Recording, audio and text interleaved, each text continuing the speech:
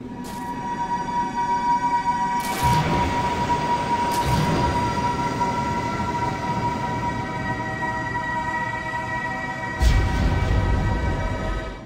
evening, YouTube. You guys are now watching another segment of the Cali Effect. Today, we're back at it again. We're going to be talking about dark horse decks that can win this format. Now, I know last format, I kind of waited a month and then kind of saw a little bit of things and did an in-depth analysis, but it is so good, this format. Base Konami has been so grateful to us, allowing so many cards to come off the list and allowing us to actually play Yu-Gi-Oh! By hinting, getting rid of Skill Drain and Vanity's Emptiness. These three dark horse decks were both limited or somehow restricted by the ban list. Get it? Restricted by the ban list.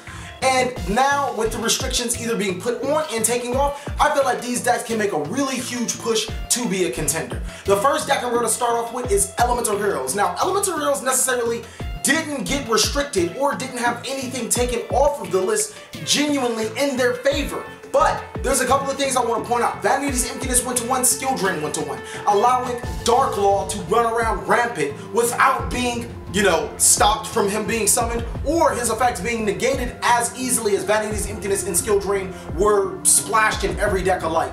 This deck has almost every single piece to make a competitive deck. It has OTK potential, it has searchability, it has really good fusion monsters inside of Dark Law, Acid, Absolute Zero, Shiny. It just has every single card available except for one, which we have not received yet.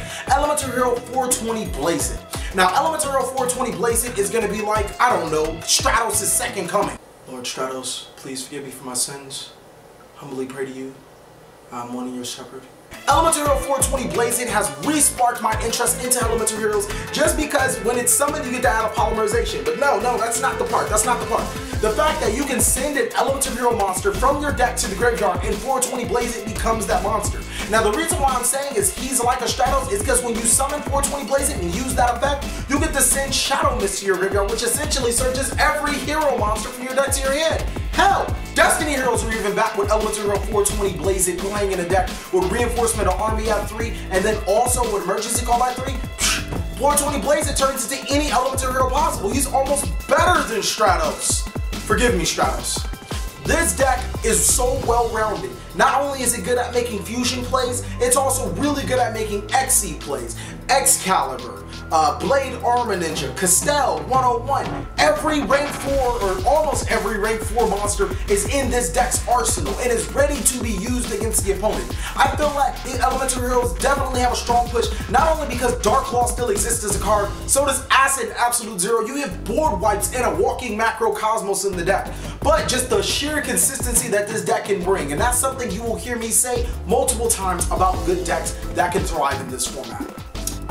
The next deck will be Sylvan. Now, I know the Sylvan Learning Center kind of shut down a long time ago, but this deck can ball. And when I mean ball, it balls harder than ever, mainly because of two things. First, Lone Fire Blossom came from semi-restricted to unrestricted off the list. Secondly, the new support is actually really good. There's this one card that you love called Rose Lover, and if you banish it in your graveyard, you can special summon any of your clogged Sylvan monsters to your side of the field. Wait, does that mean we can almost mitigate not having to normal summon? Yes, it does, so Miracle Fertilizer becomes even more deadly than before.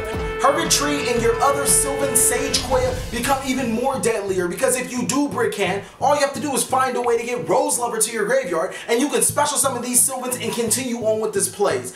Yes, both of the Dragon Rulers being banned, Tempest and Blaster, did kind of hurt the deck, but I personally feel it just gave the deck a new direction to move to. Sylvans are really good competitors because they still have access to all of the great rank 8 monsters, i.e. Felgrand, Tachyon Dragon, and then of course Dark Matter for a big beater, and still the level 7s. Draco Sack, even though it's not as great as it used to be, is still a good card. Being able to special summon 2 tokens and then having it being immune from being destroyed by battle or card effects, and then on top of that being able to tribute a token to destroy cards on your opponent's side of the field, it's still too strong.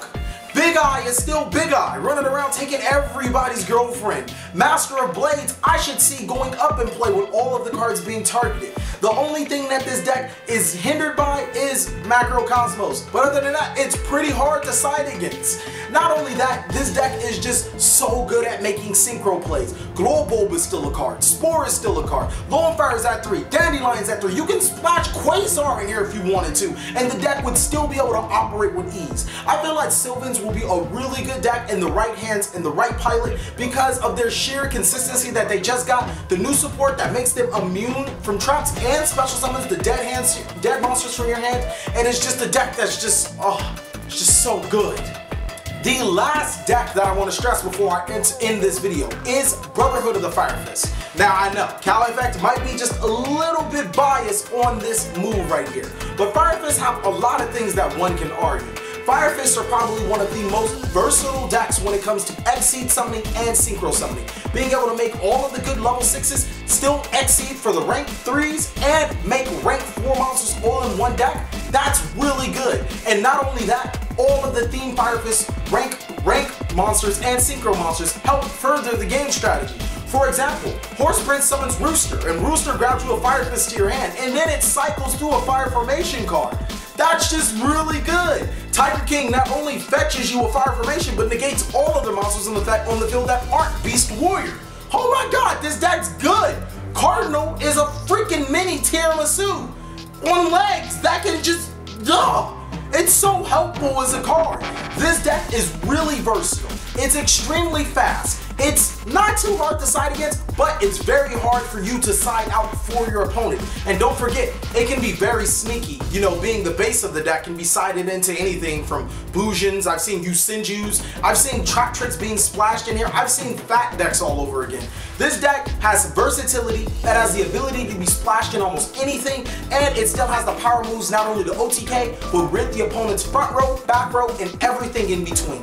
Well, those are my 3 Dark Horse decks that I think that can thrive in this meta. I know there are a lot of decks that I would even like to talk about, but I left a lot of room for you guys to talk about. So please, please, please comment down below the Dark Horse decks that you guys think will thrive into the meta and why. Thank you guys for watching another segment of the Cali Effect. Please like, comment, subscribe, but most of all, enjoy.